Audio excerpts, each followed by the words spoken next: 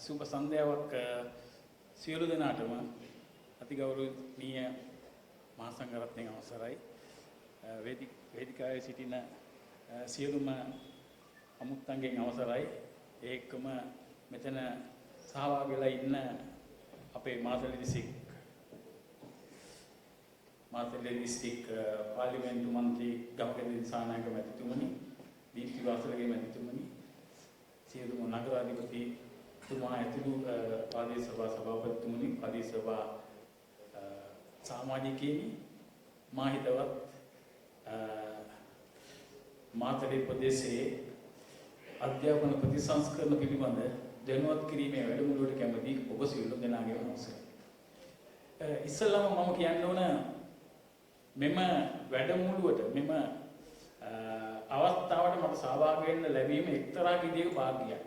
මොකද මමත් මාතලේ ඉපදුන මාතලේ ද්විතීයික අධ්‍යාපනයේ ලැබපු පුද්ගලයෙක් ඉන්නවා. මම මාතලේ ක්‍රිස්තුදේව විද්‍යාලයේ තමයි ඉගෙන ගත්තේ. ක්‍රිස්තුදේව විද්‍යාලයේ ඉගෙනගෙන තමයි මම උසස් අධ්‍යාපනයේ සඳහා සියලුම ඇංගලට ගියේ. ඉතින් මට ඉතාම සතුටුයි අද මාතලෙන් ඉගෙනගෙන මාතලේ ජනතාවට මට කතා කරන්න පුළුවන් හැකියාවක් ලබා දීම පිළිබඳව මේ අධ්‍යාපන ප්‍රතිසංස්කරණ පිළිබඳව. ඉස්සලම අපි බැලුවොත් එහෙම මේ අධ්‍යාපන ප්‍රතිසංස්කරණ පිළිබඳව අපේ විපක්ෂ කට්ටිය ගොඩක්ම කියන ප්‍රශ්නේ තමයි එක පැත්තකින් පොඩි කෑල්ලක් අල්ලගෙන පොඩි ලෝගෝ එකක් අල්ලගෙන පොඩි සිම්බල් එකක් අල්ලගෙන වෙන කතාවක් කියනවා. තව පැත්තකින් කියනවා මේ අපි කරමු එකම තමයි ජාතික ජනබල බලවේගයේ ආණ්ඩුව ඉස්සරහට අරන් යන්නේ කියලා. ඕකට කියන්නේ. ඉතින් මම ඉස්සෙල්ලාම කියන්නම් මේ දෙකේ වෙනස මොකක්ද කියලා. අපි පටන් ගත්තොත් එහෙම 1946 කන්නංගර යුගයේ. ඒක තමයි අත්‍තරම ස්වර්ණමය යුගය කියලා අපි විශ්වාස කරන්නේ. මධ්‍ය මහා විද්‍යාල ආරම්භ වුණා. ඊටාම හොඳ අධ්‍යාපනයක් වුණා. අධ්‍යාපනයේ සමාජීයක් හම්බුණා. ඉස්සර තිබ්බේ යම් කිසි තෝරාගත් පිරිසකට විතරයි ක්‍රිස්තියානි පල්ලි ආශ්‍රිතව තිබ්බ ඉස්කෝල ටිකක්. ඒ වගේම අපේ තිබ්බ බෞද්ධ ඉස්කෝල ඕල්කොට විද්‍යාල. ඒ ඇරෙන්න 46 තමයි ඇත්තටම අපිට පුළුවන්කම දෙන සියලුම ශ්‍රී ලංකාවේ සියලුම දරුවන්ට සමාධ්‍යාපනය ලැබීමේ හැකියාව ලැබුණේ කන්නංගර යුගයේ. ඒක ඉතාම හොඳ තත්ත්වයක්. ඒකත් එක්ක ඇත්තටම අධ්‍යාපනයේ විකාශනය වෙච්ච හැටි මම පොඩ්ඩක් විස්තර කරන්නම්. එතකොට ඔයගොල්ලන්ට තේරෙයි අර විපක්ෂයේ කියන අපි අරන් ගියේ එකමද මේ කෙරෙන්නේ ඒකද වෙන එකක්ද කියලා. ඉතින් ඒක මම ඉස්සලම කිව්වොත් එහෙම ප්‍රතිසංස්කරණ කරගෙන ගිහිල්ලා පළවෙනියෙන්ම මට මතකයේ විදිහට ප්‍රතිසංස්කරණ වලින් පළවෙනි එක පටන් ගත්තේ සමගි පෙරමුණ ආණ්ඩුව 1975 76. ඒ කියන්නේ 1961 සහ 62 ඉපදිච්ච කට්ටිය. තමයි ඉස්සලාම මේ ප්‍රතිසංස්කරණ වල භාජනය වෙන්නේ. ඒ කියන්නේ NCG කියලා විභාගයක් පටන් ගත්තා. ඒ විභාගයේ 9 පන්තියේදී තමයි කරන්න හිටියේ. ඊට පස්සේ කෙලින්ම අවුරුදු දෙකක් කරාට පස්සේ ඒ ක්‍රමය අසාර්ථක වුණා. ඇයි ඒක අසාර්ථක වුනේ? ඒක අපි හොඳට බලන්න ඕනේ. මොකද ප්‍රතිසංස්කරණත් එක්ක හැම වෙලේම ඉදිරි ගැන හිතලා තමයි අසාර්ථක වෙන්නේ. මොකද අසාර්ථක වෙන්නේ කියන්නේ අපි හැම වෙලේම දැන් මොකද හැම වෙලේම ලෝකේ එක යුනිට් එකක් විදිහට තමයි අපි හැම වෙලේම ගණන් ගන්න ඕනේ. මොකද දැන් අපි ඒ විදිහට තමයි හිතලා තියෙන්නේ. අපි හැම එකම දිනු වෙලා තියෙන්නේ ලෝකයේත් එක්ක අපි හැම වෙලේම සම්බන්ධ වෙන්නේ. දැන් මෙතන NCG වෙලාව ප්‍රශ්නේ මොකද්ද? මේ NCG කියන විභාගය මේ ලෝකේ කිසි කෙනෙක් දන්නේ නැහැ. මේ විභාගය කරපු කට්ටිය මම හිතන්නේ මෙතන ඉන්නවනම් ඒගොල්ලන් දන්නවා ඇති. ඒ විභාගයේ ලෝකේ කිසි දෙනෙක් විශ්වාස කරෙත් නැහැ, පිළිගත්තෙත් නැහැ. 78 වෙනකොට ආය අසාර්ථක වුණා. නැවත ජාත්‍යන්තරයේ පිළිගත්තේ අපොස සාමාන්‍ය පෙළ සහ අපොස උසස් පෙළ විභාගේ නැවත පටන් ගත්තා. ඒක තමයි වුනේ. අසාර්ථක වෙච්ච එකේ හේතුවක් තමයි අරමුණ හොඳ වුණාට මේක ජාත්‍යන්තරයේ සහ පිටට යන විදියට අපිට ගලප ගන්න බැරි වුණා. ඒක තමයි පළවෙනි ප්‍රශ්නේ. ඊටත් පස්සේ බැලුවොත් එම ආය ප්‍රතිසංස්කරණ පටන් ගත්තේ 1977 විවුර්තාන්තිකේ ආවට පස්සේ ලොකු වෙනස්කමක් කරන්න පෙනුණා අපිට. ඒකේ පළවෙනි ප්‍රතිඵලය තමයි 1981 අධ්‍යාපන දවල පත්‍රිකාව. අපිත් එතකොට ඉස්කෝලේ ශිෂ්‍යෝ විදියට මේ දවල පත්‍රිකාව ගැන සෑහෙන්න හිතුවා. ඔක්කොම හිතනවා මොකක්ද මේ දවල පත්‍රිකාව කියන්නේ? ඇත්තටම දවල පත්‍රිකාව කියන එකේ සරලවම කිව්වොත් එහෙම අධ්‍යාපනය විකිණීම සඳහා ක්‍රමවේදයක් හොයාගත්තා. එහෙම කිව්වොත් එහෙම නව ලිබරල් ආදී ආර්ථිකයත් එක්ක රජයෙන් අධ්‍යාපනයෙන් වෙන් කරන පංගුව අවම කරන්න තමයි උත්සාහ කරේ. ඒකට හේතුවාදී වෙච්ච ගොඩාක් ඒවා තිබ්බා. හැබැයි අපි කොහොම හරි ඒ දවස්වල විරුද්ධ වෙලා දැනටත් සන්තෝෂයි අපිට. ඒ පාර විරුද්ධ වෙලා ඒ දවල පත්‍රිකාව අපි නවත්තගත්තා. අධ්‍යාපන දවල පත්‍රිකාව අපි නවත්තගත්තා. හැබැයි ටිකක් කල් යනකොට ඒකේ පොඩි කොටස් ක්‍රියාවට දැන් එන්න පටන් ගත්තා. පළවෙනි එක තමයි පාසල් සංවර්ධන සමිතිය. පාසල් සංවර්ධන සමිතිය කියන එක ඔයගොල්ලෝ දැන් ඔක්කොමලා දන්නවා දැන්. හැබැයි ඒ කාලේ තිබ්බේ නැහැ එහෙම එකක්. කන්නංගර යුගයේ තිබ්බේ නැහැ. මොකද පාසල් සංවර්ධන සමිතිය කරේ? රජයෙන් ඉස්කෝල වලට දෙන දායකත්වයේ අවම කළා උඹලා හැකි විදියට දෙමව්පියන්ගෙන් සල්ලි ටික එකතු කරගන්න. ඕකනේ කිව්වේ. එතකොට දෙමව්පියන් හැකි ඉස්කෝල ඒගොල්ලන්ගේ හොඳ ලොකු තියෙන ආදි ශිෂ්‍ය සංගම් තියෙන ඉස්කෝල හොඳට දියුණු වුණා. ඒගොල්ලන්ට බලයකුත් ආවා. දැනුත් තියෙනවා ඒක. ඒ ආදි ශිෂ්‍ය සංගම් වල ලොකු බලයක් තියෙන්නේ ඔන්න ඕක හින්දා. හරි? ඒක දැනුත් තියෙනවා. හැබැයි මුකුත් නැති බැරි පාසල් ඉබේම වෙහෙන්න ගියා. ඕක තමයි එක වෙනසක්. ওই වෙනස මොකක්ද උනේ? ඇත්තරම නිදහස් අධ්‍යාපනය කියලා අපි ඉගෙන ගත්තේ සංකල්පය ටික වාණිජ්‍යකරණයට ලක් වුණා. ඒක තමයි උනේ. මම නිකන් කිව්වොත් එහෙම ටිකක් කල් යනකොට ඕකේ බලපෑම ටික වැඩි වුණා. එතකොට ජේ.ආර්. ජයවර්ධන මහත්මයා හිටපු ආණ්ඩුවේ අධ්‍යාපන ඇමති රනිල් වික්‍රමසිංහ මහත්මයා. එතුමා ඉතා හොඳට ඕක කරා. ඊට පස්සේ ආවා මහින්ද රාජපක්ෂ ජනාධිපතිතුමා. එතුමත් ඒක අඩු වැඩි නැතුව කරා. 2012 දී තවත් හොඳට කරා. හොඳට කරා එකේ උදාහරණයක් කියන්නම් මම. ඒකට හිටියේ උසස් අධ්‍යාපන ඇමතිතුමාට අපි අභියෝග කරා අධ්‍යාපනයේ විකුණන එක ප්‍රතිපත්තියක් වෙලා කියලා අපි කිව්වා. එතකොට 2013 නොවැම්බර් 24 වෙනිදා දිවයින පත්‍රයේ තියෙනවා මේ මිනිස්සයා බය නැතුව කියනවා ඇවිල්ලා ඔව් අපි අධ්‍යාපනය විකුණනවා කියලා. දැනුත් කියනවා ඔව් අපි අධ්‍යාපනය විකුණනවා කියලා. 2013 නොවැම්බර් 27 වෙනිදා දිවයින පත්‍රයේ තියෙනවා. එතකොට තේරෙනවා දැන් අපිට 77න් පස්සේ ඇති වෙච්ච ආණ්ඩුව UMPද පොදු පෙරමුණද බුලත් කොලේද පොහොට්ටුවද කියලා නෑ. ඔක්කොමලා කරේ එකම වැඩේ. කරේ. දැන් මොකද්ද මේ වෙලා තියෙන්නේ? දැන් ඊට පස්සේ අපිට අවශ්‍ය වුණා මෙතන මේ අධ්‍යාපනයේ වාණිජ්‍යකරණය කිරීම යම් කිසි දුරකට අපි අඩු කරගන්න. මේ අඩු කරගන්න ක්‍රමානුකූල අවුරුදු 47යි කියන්නේ අවුරුදු 25යි 23යි අවුරුදු 48ක් තිස්සේ මේ වාණිජ්‍යකරණයට ලක් වෙච්ච අධ්‍යාපනයේ යම් කිසි වෙනසක් කරන්න අපිට අවශ්‍ය වෙනවා. ඒක ඇත්තටම මේ අධ්‍යාපන ප්‍රතිසංස්කරණ තුලින් ඒක වෙනවා. ඒක මම විස්තර කරන්නම් ඊට පස්සේ. ඒකට තමයි මේගොල්ලන් අර අධ්‍යාපනයේ අසභ්‍යකරණය කියලා වචනයක් දාගත්තේ. ඒ වගේම ලෝගෝ එකක් අල්ලගත්තේ. ඔය මොකටවත් නෙමෙයි. කට්ටිය එතකොට පොල් ගහන්න ගත්තේ. ඒ ඔක්කොම කරේ මේ හැරවුම් ලක්ෂය. මේ අපි මේ පටන් ගත්තේ මේ හැරවුම් ලක්ෂය නවත්වා ගැනීමට. ඒ හින්දා තමයි අද අපිට මෙතෙන්ට ඇවිල්ලා ඔබතුමන්ලා දැනුවත් කරන්න වෙලා තියෙන්නේ. ඒක තමයි මේකේ නියම අර්ථය. මම ඇයි කියන්නේ මේ ආණ්ඩුව මේ මොකද්ද මේ හැරවුම් ලක්ෂය කියලා මම කිව්වේ. මේ හැරවුම් ලක්ෂය කියලා කිව්වේ ඇත්තටම නිකන් කිව්වොත් එහෙම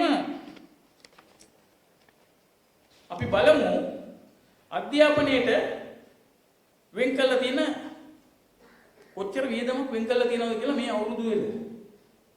අපි හැම වෙලේම විශ්වාස කරන්නේ මේ මම දැන් පවතින රජයේ විශ්වාස කරන්නේ අධ්‍යාපනය, සෞඛ්‍ය සහ ප්‍රවාහන. මේවා සම සුබසාධන ව්‍යාපාර විය යුතුයි. මේවා රජයෙන් මුදල් හම්බ කරන ව්‍යාපාර නොවිය යුතුයි. ඔය මූලධර්මයේ ඉඳගෙන තමයි මේ රජයේ පළවෙනියෙන්ම මේ අධ්‍යාපන ප්‍රතිසංස්කරණ පටන් ගත්තේ. ඉතින් මේ ප්‍රතිසංස්කරණ පටන් ගත්ත එක යන්නේ ඒක තමයි මම හැම වෙලේම කියන්නේ. අර කට්ටිය කිව්ව අධ්‍යාපන ප්‍රතිසංස්කරණ අපි අරන් ආපු කියන එකයි දැන් අපි මේ පටන් ගන්න තියෙන එකේ ලොකුම වෙනස ඕක. මේ අධ්‍යාපන ප්‍රතිසංස්කරණයි අපේ ආර්ථික ප්‍රතිසංස්කරණයි ඔක්කොම එකට ගැට ගහලා මෙතන තියෙන්නේ. මේකෙන් පිට වෙනකොට මේ පිට වෙන ශිෂ්‍යයා, මේ පිට වෙන පුරවැසියා හැම වෙලේම ජාතික ආර්ථිකයට සක්‍රීය දායකත්වයක් වෙන විදියට තමයි මේ අධ්‍යාපන ප්‍රතිසංස්කරණ ක්‍රමය අපි හදලා තියෙන්නේ. මම කිව්වොත් එහෙම අධ්‍යාපනයේට, සෞඛ්‍යයට සහ ප්‍රවාහනයට කොච්චර වේදම් කරලා තියෙනවද කියලා මේ අවුරුදු 3 වැඩි නෙවෙයි 24 අපේ නෙවෙයිනේ. 24 බැලුවොත් එහෙම අධ්‍යාපනයේට රනිල් වික්‍රමසිංහ 2024 රුපියල් බිලියන 237යි. එතකොට 2025 රුපියල් බිලියන 576යි. 2026 මේ අවුරුද්දේ රුපියල් බිලියන 656යි. වැඩි වෙලාද නැද්ද? ටර්නින් පොයින්ට් එකක් තියෙනවද නැද්ද? පැහැදිලිවම තියෙනවා. එතකොට සෞඛ්‍යයට 2024 රනිල් වික්‍රමසිංහ මහත්තයා රුපියල් බිලියන 350යි. 2025 රුපියල් බිලියන 619යි. 2026 රුපියල් බිලියන 678යි. වෙනසක් වෙලා තියෙනවද නැද්ද? ඔයගලන්ට සංඛ්‍යා ලේඛන මගින්ම පේනවා මේ නව රජයේ දිශානතිය මොකක්ද කියලා. ඔන්න ඕක තමයි දිශානතිය අපි වෙනස් කරන්න ගත්තේ. එතකොට ප්‍රවාහනය ගත්තොත් 2024 417යි රුපියල් බිලියන 2025 505යි 2026 ඒ ගානම. ඒ කියන්නේ ඊටාම ලොකු වේදමක් අපි වැඩි කරනවා. මේ අපි ඔක්කොම මොකක් කරන්නේ මේ දිශානතිය තමයි අපිට පේන්න ඕන. මේ දිශානතිය ඊටාම හොඳින් මේ පහුගිය අවුරුදු දෙකේ අපි මේ ජනයාට පෙන්눔 කළා කියනවා. අන්න ඒක තමයි වැදගත්කම. ඔන්න ඕක තමයි හැම වෙලේම අපි කියන්නේ ඒගොල්ලන්ගේ අධ්‍යාපන ප්‍රතිසංස්කරණයි අපේ ප්‍රතිසංස්කරණයි බොහොමත්ම වෙනස්.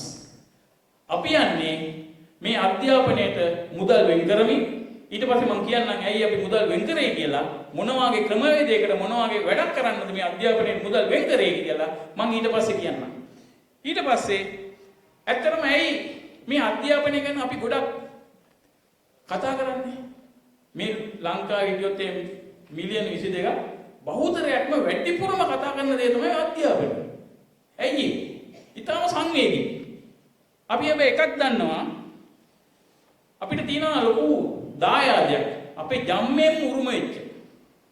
ජම්මෙන් උරුම වෙච්ච දායාදේ තමයි අපිට තියෙනවා සිතීමේ, තර්ක කිරීමේ සහ යම්කිසි දෙයක් තීරණය කිරීමේ හැකියාව අනිත් ජාතින් ලෝකයේ තියෙන අනිත් ජාතින්ට වැඩිය ඉතා ඉහළයි. දැන් ලෝකයේ ඔක වැඩියෙන්ම තියෙන්නේ මම දන්නේ විදිහට යුදෙව්වෝ. යුදෙව් ජාතිය තමයි ඔක හොඳටම තියෙන්නේ. හැබැයි අපිත් ඉන්නවා ඒක ඊටාම ළඟ. මේ ශක්තිය ඊටාම වැඩියෙන් තියෙන හින්දා තමයි මේ අධ්‍යාපනයේට සියලුම දෙනා ලොකු උනන්දුවක් දක්වන්නේ. නිකන් කිව්වොත් එහෙම මේ ඇමරිකාවයි අපිට ග්‍රීන් කාඩ් දෙන්නේ. ආදරේටද? නෑ. ආදරේට නෙවෙයි. අපේ තියෙන මේ මානව සම්පත උකහා ගන්න. ඒගොල්ලන්ට නැති අපිට ඇති දේ උකහා ගන්න. ඒක තමයි අපි උත්සාහ කරන්නේ. අන්න ඒක තමයි අපි හැම වෙලේම අපි දැනගත යුතුයි. අධ්‍යාපනය කියන්නේ මෙච්චර වැදගත් දෙයක් කියලා අපිට. දැන් ඊට පස්සේ දැන් ඒකට ඉන්දියාවත් අපේ එකට ටිකක් සම්බන්ධයි. මොකද අපේ රට අසල්වාසී රටක්. ඉන්දියාව මොකද කරේ? ඉන්දියාව හැදුවා සිලිකන් වැලි කියලා ලොකු කලාපයක්. ඒ සිලිකන් වැලියකට නම් ඔය ග්‍රීන් කාඩ් අරන් ඉන්දියානුවෙන් ගියේ ඇමරිකාවට ගියේ සියලුම දෙනාට ආරාධනා කරා උඹලට අපි ඊට වැඩි පඩියක් දෙනවා ඔක්කොමලා වරෙලා ඉන්දියාවට ගිහලා. වැඩේ සාර්ථක වුණාද නැද්ද? ඉතාමත්ම සාර්ථක වුණා. සිලිකන් වැලි concept එක අවුරුදු 10ක කලින් පටන් ගත්තේ. ඒක ඉතාමත්ම සාර්ථක වෙච්ච ඉඳ තමයි ඉන්දියාවේ දැන් ශීඝ්‍ර දියුණුවකට ළඟා වෙන්නේ. දැන් අපි බැලුවොත් අපි ඉස්සර බැලුවොත් එම ඉතාම හොඳ තැනක තිබ්බා අධ්‍යාපනය. ඒ කන්නංගර යුගයේ බැලුවොත් අනිත් රටවල් බැලුවොත් එම අපි ලොකු තැනක හිටියා. නිකන් අපි කිව්වොත් එහෙම ආර්ථික වශයෙන් උත් එහෙමයි. අපි අපේ රටේ මුඩුක්කක් අපි දැක්කම අපි කියන්නේ අන්න කොරියාව වගේ කියලා. දැන් මම හිතන්නේ කොරියාවේ ඉන්න මිනිස්සු ඒ වගේ මුඩුක්කක් දැක්කොත් මේක ලංකාව වගේ කියන ඇති. මේක තමයි ඇත්ත තත්ත්වය. දැන් මේ කොරියාව, වියට්නාමේ, ඒ වගේම සිංගප්පූරු අපිට පස්සේ තිබුණු රටවල්. මේ රටවල් අපිව පහු කරගෙන ගිහිල්ලා ගව් ගන්නවා. මේක අපි අල්ලන්න ඕන. මේ අපි ප්‍රතිසංස්කරණ මේ අපි ඇත්තටම මේවා හදලා තියෙන්නේ මේ ප්‍රතිසංස්කරණ මේ ඔවුන්ගේ ශීඝ්‍ර සංවර්ධනය අපි පිටිපස්සෙන් ගිහිල්ලා ඔවුන්ගේ තැනට අපි ළඟා විය යුතුයි 2030 වෙනකොට. ඒක තමයි අපේ ප්‍රතිපත්තිය. අපේ සැලසුම 2030 වෙනකොට මේ වේගයෙන් අපි ගිහිල්ලා මේ තැනට අපි ළඟා විය යුතුමයි. ඒකට අදාළ අධ්‍යාපන ප්‍රතිසංස්කරණ වල මේකට අදාළ සියලුම දේවල් ටික තියෙනවා. ඒකට සමානුපාතිකව ආර්ථික ප්‍රතිසංස්කරණ වලින් මේ සියලු මේවා ඉතාම හොඳට කියනවා. ඇත්තටම මම කිව්වොත් එහෙම මේ බලන්න නිකන් කිව්වොත් එහෙම රාජ්‍ය ආදායම 2024 රුපියල් ට්‍රිලියන 4.09යි 2025 රුපියල් ට්‍රිලියන 5.12යි වැඩි වෙලා. අපි සතුටු විය යුතුයි. විදේශ ප්‍රේෂණ 2024 ඇමරිකානු ඩොලර් බිලියන 6.57යි 25 8.07යි. මේ දිශානදී පේනවා මේ මිනිස්සු නිකන් ලංකාවට යන්නේ නැහැ සල්ලි. ඒ දවස්වල අපි ඔයගොල්ලන්ට හොඳට මතකයි 2019 කාලේදී ලංකාවට සල්ලි එව්වේ නැහැ මිනිස්සු. ලංකාව බංකොලොත් රටක් කියලා කිව්වට පස්සේ කිසි කෙනෙක් කිව්වේ නැහැ. දැන් හැබැයි ඒ මිනිස්සුන්ටම දැනিলা තියෙනවා මේ රට යන පාර හොඳයි. ඒ හින්දා අපි ලංකාවට සහයෝගය දැක්විය යුතුයි කියලා. ඉතින් ඒකේ ප්‍රතිඵලයක් විදිහට තමයි වැඩි යමක් නොකරම අපිට මේ ලස්සන ඉලක්කයන් වලට යන්න පුළුවන් වෙලා තියෙනවා. ඒකට අමතරව අපිට බදු ආදායම්, සුරාබදු ආදායම්, වරායෙන් තියෙන කස්ටම් ආදායම් ඔක්කොම 2025 අවුරුද්දේ සියලුම ඉලක්ක පැන්නා. මේ පැන්නේ නිකන් නෙමෙයි. මේ යහපත් රාජ්‍ය පාලනයේ ඉඳලා මේ රාජ්‍ය පාලනයේ හින්දා තමයි මේ විදිහට අපිට පුළුවන්කම ලැබුණේ මෙහෙම යන්න. දැන් අපි කතා කරන්නම් දෙවෙනි කොටස. දැන් මම කිව්වේ පළවෙනියෙන්ම කිව්වේ ඕගොල්ලන්ට මේ අධ්‍යාපන ප්‍රතිසංස්කරණයි අපි මේ පටන් ගන්න හදන අධ්‍යාපන ප්‍රතිසංස්කරණයි පෞගිය කට්ටිය කියපු ඒවයි වෙනස පොඩ්ඩක් උදාහරණ සහිතව මම හඳුන්වලා දුන්නා. ඉතින් දෙවෙනියට දැන් අපි කිව්වොත් එහෙම මේ ප්‍රතිසංස්කරණ අපි ඊටාම හොඳ පටන් ගන්නමක් එක්ක මොකද මැතිවරණ වලට කලින් අධ්‍යාපන කමිටුවක් තිබ්බා. ඒ කමිටුවෙන් තමයි මේ අධ්‍යාපන ප්‍රතිසංස්කරණ ඔක්කොම ටික හැදුවේ. ඒක හදලා ජාතික ජනබලවේගයේ පොහොසත් තත්ක් ලක්ෂණ ජීවිතයක් කියන මැනිෆෙස්ටෝ එකට ඇතුල් කරා. ඊට පස්සේ සාමාන්‍යයෙන් ආණ්ඩුවක් ආවට පස්සේ ප්‍රතිපත්ති ගත්තම ගොඩ දෙනෙක් කියන්නේ ඒක ප්‍රතිපත්ති ප්‍රකාශයනේ. ආණ්ඩුව ආවට පස්සේ ප්‍රතිපත්ති අපි කියලාම නැහැනේ මේවා වෙනවා කියලා. එහෙමනේ කියන්නේ. මේ මැනිෆෙස්ටෝ එකේ ප්‍රතිපත්ති තියෙනවා 30.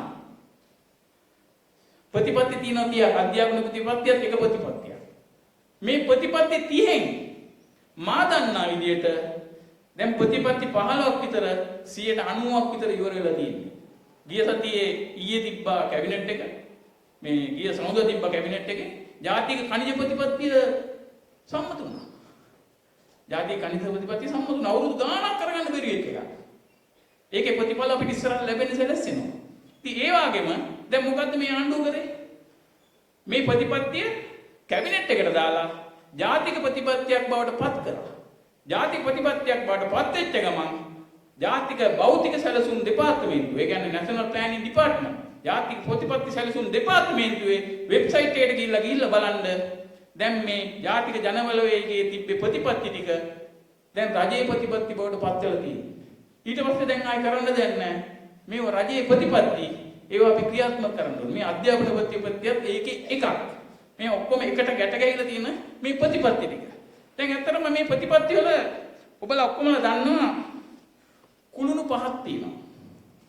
කුළුණු පහක් තියෙනවා. පළවෙනි එක තමයි මානව සම්පත. භෞතික සම්පත. ඊට පස්සේ කරිකුලම් ඩෙවලොප්මන්ට්. විෂයමාලා සංවර්ධන. ඊට පස්සේ තියෙනවා ඇගයීම. පස්වෙනි එක තමයි ජනතාව දැනුවත් කිරීම. අපි පිළිගන්න ඕන මේ පස්වෙනි එක තමයි අඩුවෙන්ම කෙරුණේ. ඒ හින්දා තමයි අර විපක්ෂයට පොඩි වෙපන්නයක් හම්බුනේ. විපක්ෂයට පොඩි වෙපන්නයක් හම්බුනේ එක පස්වෙනි එක අපි අඩුවෙන් කරේ. ඒක පිළිගන්න ඕන අපි. හැබැයි අනිත් හතර ඊටාම හොඳින් ක්‍රියාත්මක වෙනවා. මම එක කියන්නම් කොහොමද වෙන්නේ කියලා. නිකන් ගත්තොත් එහෙම විෂයමාලා සංවර්ධනය කියන එක ඊටාම හොඳින් කරා. නිකන් අපි ගත්තොත් එහෙම 1999 ප්‍රතිසංස්කරණ වගේක් කරා. ඊට පස්සේ 2007 දී කළා. මම හිතන්නේ දීප්ති වාදලගේ මහත්මිය මට වැඩි දන්නවා ඇති. මොකද එතුමිය මට වැඩි හොඳ එක්ස්පීරියන්ස් එකක් තියෙනවා ගුරු සේවයේ ඉඳලා. ඊට පස්සේ 2015 දී කළා.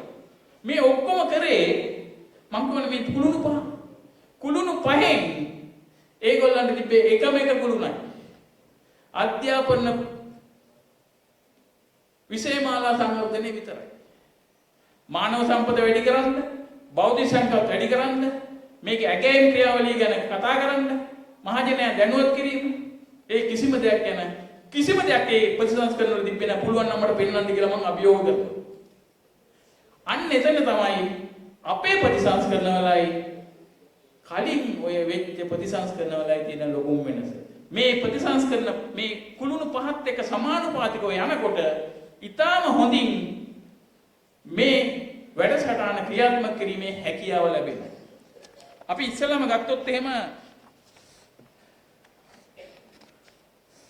විෂයමාලා සංවර්ධනය.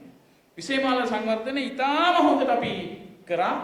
ඇත්තටම අපේ මුලින්ම තිබ්බේ අදහස පළවෙනි ශ්‍රේණිය, 6 වෙනි ශ්‍රේණිය සහ 10 වෙනි ශ්‍රේණිය කියන ශ්‍රේණි තුනේ සමාන්තරව මේක පටන් ගන්නවා. හැබැයි පළවෙනි ශ්‍රේණිය සහ 6 වෙනි ශ්‍රේණිය තමයි පටන් ගන්න පුළුවන්කම තිබ්බේ. ඒකෙනුත් පළවෙනි ශ්‍රේණිය විතරයි. දැන් මම නිකන් කියන්නේ දැන් පටන් ගන්න ක්‍රියාත්මක වෙන පළවෙනි ශ්‍රේණියේ මේ විෂයමාලා සංවර්ධන කරලා මම ඔය පළවෙනි පන්තියේ උගන්වන ගුරුවරයන් එක පොඩි ලොකු සාකච්ඡාවක් තිබ්බා. මේ සාකච්ඡාවල ගුරුවරු කිව්වේ විෂයමාලා සංවර්ධනය කළා ඒගොල්ලන් දැනුවත් කිරීම කටහඬක් වගේක් කරා. හැබැයි ඒත් එච්චර සුවර් නැහැ කියලා. මේ වැඩේ එච්චර සුවර් නැහැ කියලා. හැබැයි දැන් පොට්ටික හම්බෙලා ඒගොල්ලන් පන්ති වල කරනකොට දැන් කියනවා ඒගොල්ලන් මේක නම් මාරයි කියලා. මම කියන්නේ ඒ වචනෙන්ම කියනවා. මේක නම් මාරයි. ළමයින්ගේ පොත්බල 3න් එකක් අඩු වුණා. පළවෙනි. ඊට පස්සේ මේකේ යන ක්‍රියාකාරකම් එක බැලුවොත් එම ඉතාමත්ම ඇට්‍රැක්ටිව්. පොඩි ළමයින්ට පළවෙනි පන්ති ළමයින්ට ඉතාම හොඳට ග්‍රහණය කරන්න පුළුවන් හැකියාව විදිහට තමයි මේ මොඩියුල් ටික අපි හදලා තියෙන්නේ. මේ මොඩියුල් ටික හදලා තියෙන්නේ ඒ විදිහට එන්න පුළුවන් විදිහට. 6 වෙනි ශ්‍රේණියේ වැඩේත් අපි ওই විදිහටම කරා. හැබැයි කරගන්න බැරි වුණා. හැබැයි ඒ වෙනුවට මම දැක්කා අපේ ජනමාධ්‍ය ඇමතුමා නලින්ද ජයතිස්ස මැතිතුමා ඊයේ කැබිනට් එකේදී හරි මොකක් හරි දැනගද කිව්වා. ලබන අවුරුද්දේ ඒ කියන්නේ 2027 මේ ප්‍රතිසංස්කරණ දෙවෙනි ශ්‍රේණිය කරනවා සහ හත්වෙනි ශ්‍රේණිය කරනවා. 2028 දී තුන්වෙනි ශ්‍රේණිය සහ අටවෙනි ශ්‍රේණිය කරනවා. 2029 දී 27 29 දී හතරවෙනි ශ්‍රේණිය සහ නවවෙනි ශ්‍රේණිය කරනවා. මම හිතන්නේ මෙතන බහුතරයක් බලාපොරොත්තු වෙච්ච උත්තරෙත් මගේ මේ ප්‍රකාශයත් එක්ක ලැබෙන්න ඇති කියලා මම විශ්වාස කරනවා. ඉතින් ලබන අවුරුද්දේ දෙවෙනි ශ්‍රේණියයි හත්වෙනි ශ්‍රේණියයි අනිවාර්යෙන් පටන් ගන්නවා. හරි? ඒක තමයි අපේ රජයේ ස්ථාවරයේ විදිහට නලින් දිසාතිස්ස මැතිතුමා මේ ළඟදී ප්‍රකාශ කළේ. ඉතින් ඒක අපි පිළිගන්න ඕන. ඉතින් ওই විදිහට යනවා කියන්නේ අපි ප්‍රතිසංස්කරණ ඊටාම සාර්ථකව ඉදිරියට යනවා. ඉතින් විසේමාලා ගැන මම කතා කරන්න ගියොත් එහෙම ඇත්තටම මේක අපි මේ ක්‍රමවේදය ටිකක් වෙනස්. පළවෙනි එක තමයි විභාග වලට ළමයි යොමු කරන ක්‍රමවේදය වෙනුවට ඒගොල්ලන්ට තියෙන ක්‍රියාකාරකම් එක්ක යම්කිසි ලකුණු ගානක් දෙන ක්‍රියාවලිය. මේ ක්‍රියාවලියට සමහරු කියනවා ටීචර්ලට සාරියක් ගිහලා දුන්නා.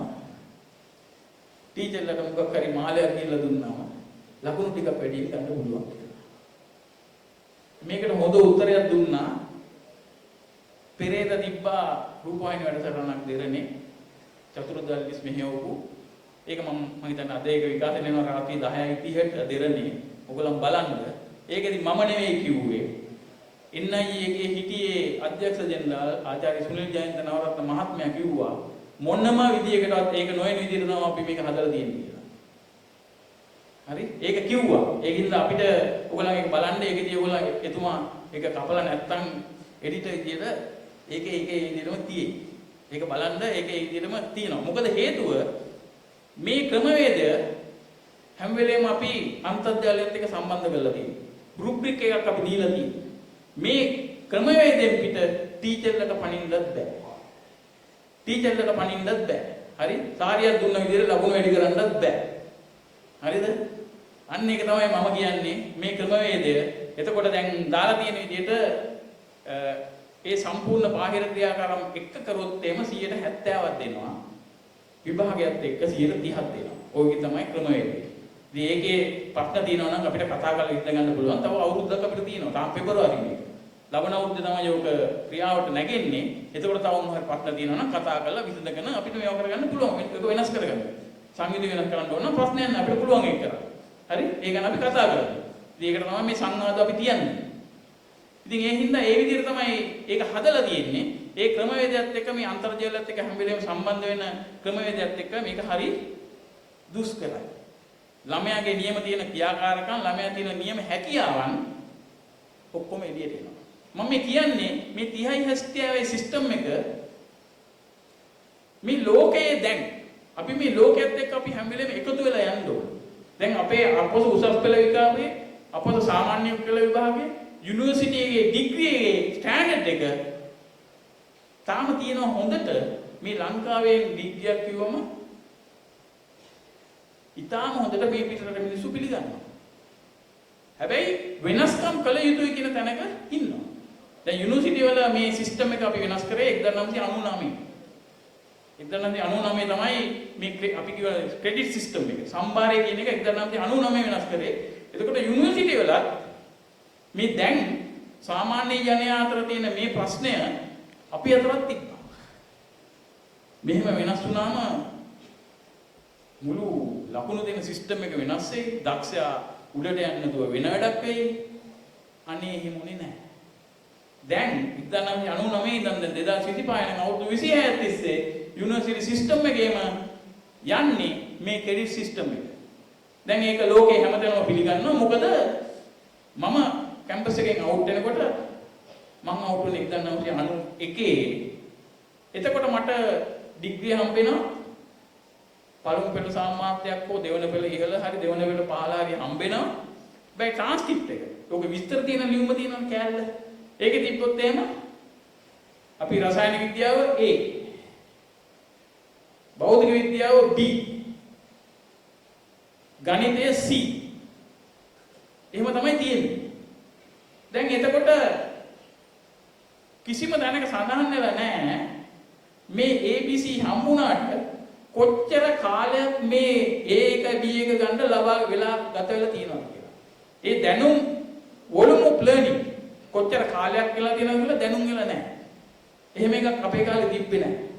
ඉතින් ආය ඇලුවම අහනවා ඒ රටකට ගියාම පිටරට යනකොට කොලොසිප් එකට යනකොට අපි ට්‍රාන්ස්ක්‍රිප්ට් වෙනවම